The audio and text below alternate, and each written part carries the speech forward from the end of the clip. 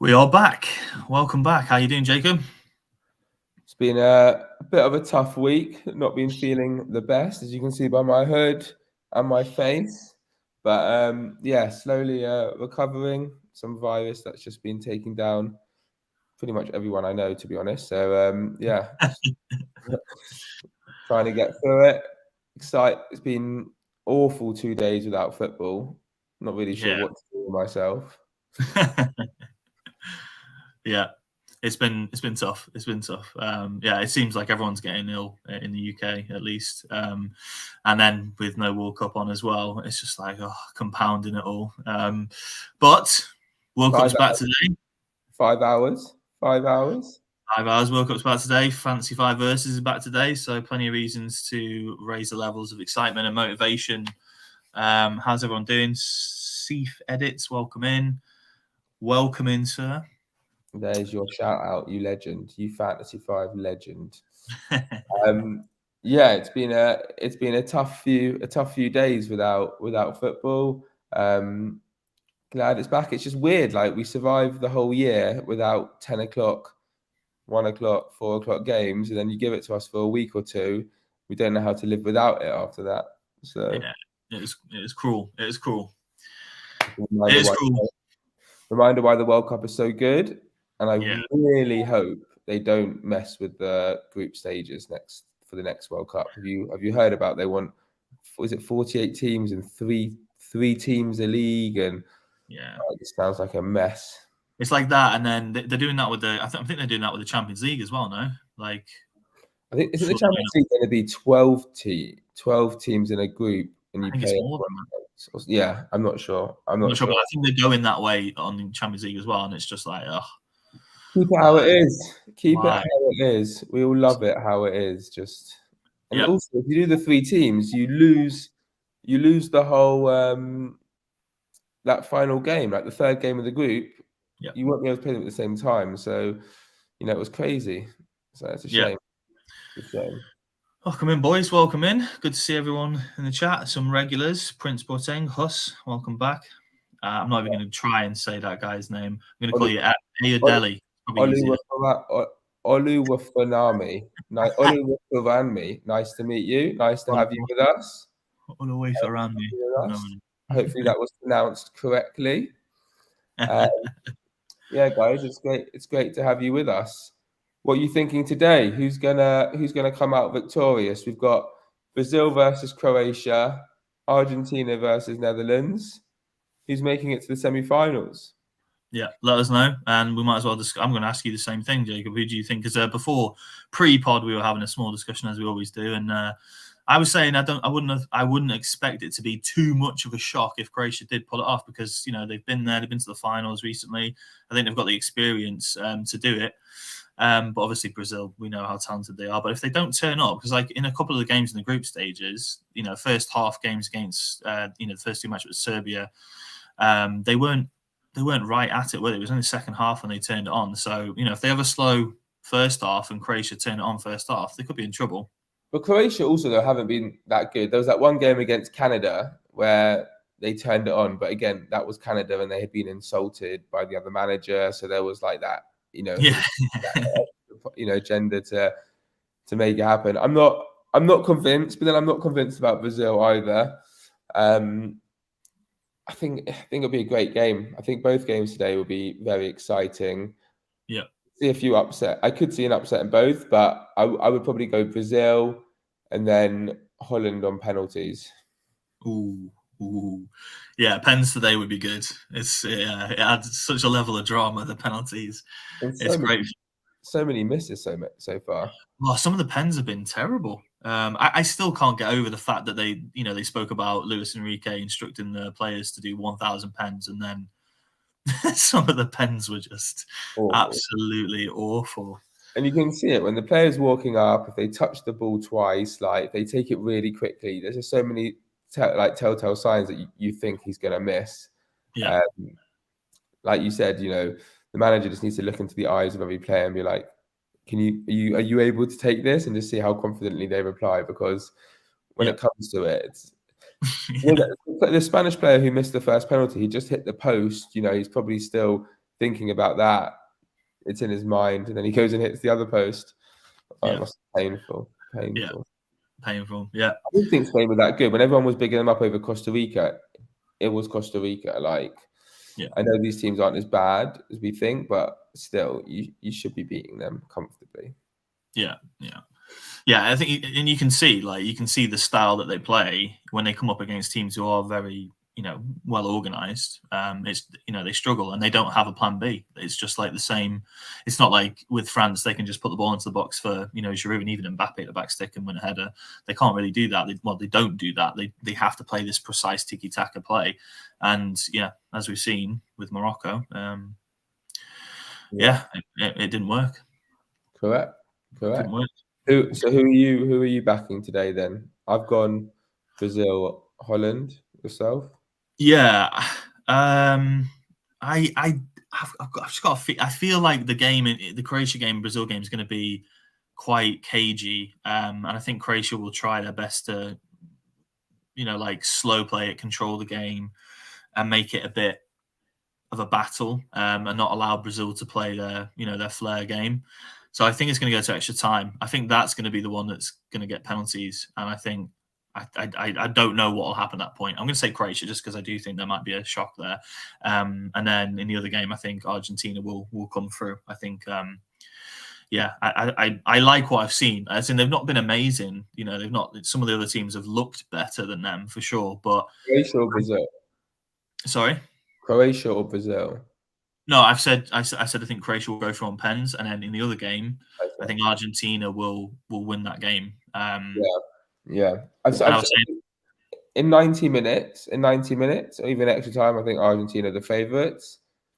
Take it to penalties, anything can happen. Anything can happen. Yep. All right, so that's that. Sorry guys, but we've got to talk about the England-France game. Obviously, absolutely huge game for us. Very excited about it. Very nervous. Don't know what's going to happen. Where are you now on like the excitement, nervous factor? Like, are you more excited, more nervous? Do you think they're the favourites? Where are you? I think there's a bit too much talk on Mbappe and Walker. Yeah. I don't think he's the only threat, but also I think we're bigging him up just a little bit too much. I'm very interested to see if Southgate changes to a 3-5. Well, 5 at the back, sort of wing back formation. I think he'll get a lot of stick if we lose, but Southgate doesn't really care about that, which is good. So I think if we play our 4-3-3, I think we're in a strong position. I think going forward, we're also an extremely strong team. Rice is fully fit in the middle of the park. I'd probably keep Hendo there as well for his work rate and his leadership. If we go 1-0 down, people need to stay calm. And also, if we go 1-0 up, we can't get off.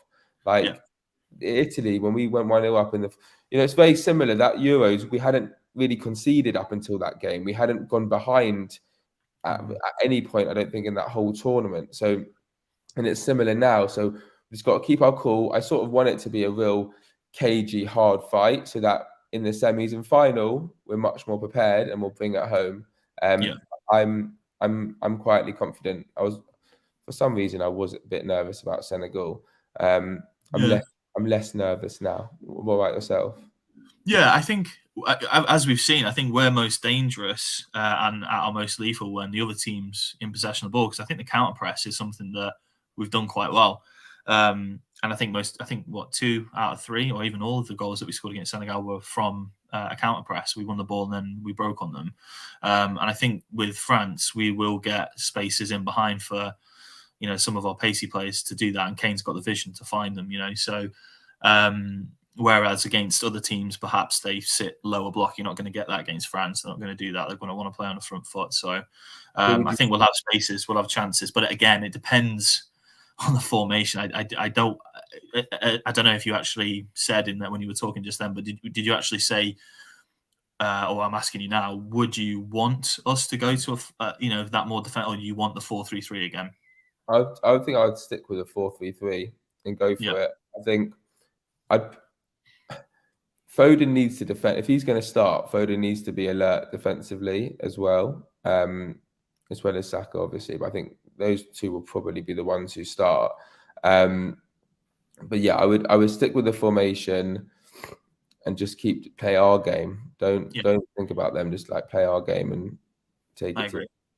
I agree. I think a lot of people, I think a lot of England fans will probably think the same thing. They want to see more of what we've already seen and just stick with the formation that we know and we're doing well in. So, but yeah, it's going to be. I think whatever happens, I think it's going to be a really good game. I'm looking forward to it, and I think the neutrals should be looking forward. I think it's going to be a cracking game. But I really don't know what's going to happen. I'd probably give France the edge just simply because they've been there and done it, and they've got this like steely kind of like this mentality that we'll win. They know how to get the job done. It's a bit like in the old days, Germany, they just knew how to win knockout games. And I think that's where France are.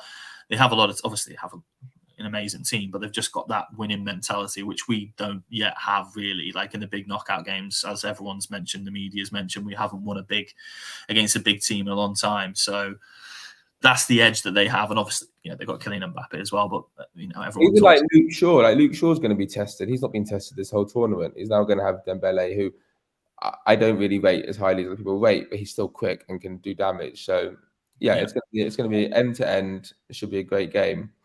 I see that Sefedit is both a fan of Portugal and Morocco in the other quarterfinal, so he's a bit fucked, I would say. Who do you think is going to win that game? Portugal-Morocco game. To be honest, I think it's too much quality for Portugal, and not just that, but I think they've got a good sort of. They're clever in terms of their mentality. They can change the game. I think tactically they can change the game. They can play against low block. They can do a counter. I think they've got enough to sort of handle Morocco. I think Morocco will make it very tricky though. I do think they'll keep them out for maybe like an hour or so. But I think Portugal will just have too much in the end for them. Yeah, even despite Ronaldo, it's a good team cohesion there. So yeah, I think I'm backing Portugal, England, Holland, and Brazil. And guys, if you want to try and win, is it £50 you got going on our Twitter socials? Correct. Yeah. If you guys want to enter who you think is going to qualify from each of the games, you can win a £50 Amazon gift card. So that's the. Make sure to enter. Should we go to the versus round? Yeah. Do you want to discuss versus, or do you want to let's have a look at the leaderboard maybe? Yeah, let's go into the leaderboard. All right, let's because as we know, there's a £1,000 prize for the winner of the overall leaderboard. So it is heating up. It is heating up. We've got 11 players within 2 points of each other. A big shout out to David89, who's still leading on 23. Still up there, the lad. What an animal. What an animal. Then we've got Swante, 22, Gemma, United, and Sladu, 7. All on 22 points. So keep those predictions coming, guys. £1,000 could be yours like this time next week. We'll know who's in the final. And it's Sunday the 18th. Yeah, that's it. Yeah, huge. Come on, England. £1,000 could be someone's. David's in the lead. He doesn't want to let go of it as well. He's been up there for a while, so I think he's the main one to beat, guys. He has been up there for a while. So how are we going to help them get up the leaderboard? I'm not sure how maybe it'd be more how can we prevent you from going up the leaderboard? But let's hear some picks. Yeah, let's do it. All right, cool. So big names here, some big names. Who's your first one? I'm going to go with Lionel Messi. I think Who? Sorry? Who? Lionel Messi. Never heard of him. Lionel Messi, you know that guy from Argentina? I'm going to go with him. I think he's, as I've said this from the start, like I think he's been sort of doing the special thing each time, just to, they find a way to get the ball to him, and he's the one who sort of comes up with the brilliance. So, Cody Gakpo has been brilliant as well, but I think, I'm going with Leo for this one. Yeah, Cody hasn't stopped scoring. I think he's going to be my man. I think Neymar still getting back into it. Perisic was a great header, but I'm not so confident. So my man is Gakpo. Keep up Gakpo keep up the scoring record? And hopefully we'll see him at Man United in January. Yeah, old Tottenham. um, Going into the second group of players, it's a hard one for me. I see it being between. I do see Modric creating in this game. Like this is his final hurrah, really. Like this is it. This is his last major tournament. Probably won't win the Champions League again. Saying that Real Madrid are ridiculous in the Champions League, but I was going to pick Fenke, but I'm actually going to move to Modric just out of respect for his last hurrah. Respect it. Yeah, and as a Tottenham fan, it's got to be done sometimes. Bit of loyalty. In the heart. Yeah, exactly. Yeah. So I said before, it's going to be a cagey game. I think it's going to end up 1-1 of 90 minutes, and I think it's going to be. I'm going to go with Paqueta. I think he's going to either get an assist or get a goal and be involved in the goal for Brazil. So I've gone with Lucas Paqueta, a bit of an out there shout. Big shout. All right. Looking at the defenders, anyone going to? We've got Huss, who's chosen Messi, and he's chosen Lucas.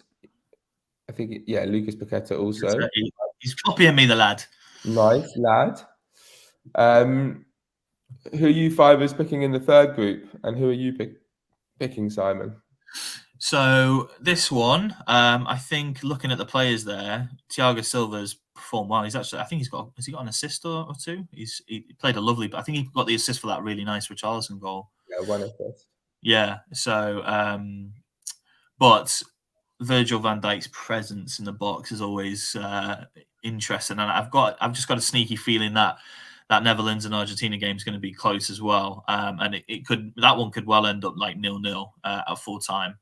So I'm going with VVD for this one, just for the threat and the potential that it could end up 0-0. So I've got a feeling it will be KG, that one as well. Likewise. Yeah. Going for it as well. Yeah, everyone's on Virgil. It's a little bit harder. If you think it's KG, you going for Acuna? Yeah, he's the left back. Acuna Matata, yeah. He's the left back. And I haven't gone for Acuna. I think I went for Eder Militao. I can't remember who I've chosen now, but I think it was Eder Militao I went for, just because he plays right back and he might get forward and get, he's got a bit of attacking threat going up the right hand side for Brazil. So I went for Eder Militao, but I'm not. It's a tough one. I wasn't sure.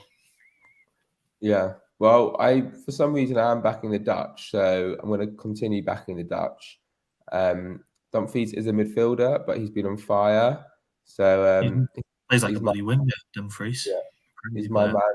He's my man. And in the last round, I'll choose mine first this time.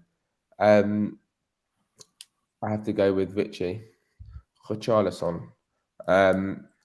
I do think they'll just about pull through in that game. And he's been on form. It's amazing how much he performs for Brazil in that centre forward role. So yeah, he's my pick. And yours? Nice. I went with Richarlison as well, just because out of the four, I think he's probably the most likely to do something. But I wasn't too confident on any of these guys really getting too much. As I said, I think both games are going to be quite cagey, but Richarlison's got the form, so I went with Richarlison. Nice. Well, there's our picks, fivers. I really hope one of you here smashes it today and wins the £500. Look forward to it. There's still, I would say, is it 4 more rounds to go? So keep pumping, keep fighting. You can still make your way up the leaderboard. You could still top the leaderboard with four more rounds to go. So, great speaking with you. Hope you enjoyed the pod. Any questions you can put on our channel. And don't forget to enter our Twitter competition as well. And for anyone, and for anyone who has won merchandise, I have been quite sick this week, but you'll get everything sent off by early next week. So I hope you enjoy it. Thank you, guys. We'll see you next week. We're back next week. See you next week, guys. Make sure you enter by 3 p.m. Good luck. Enjoy the games today. We'll catch you next time.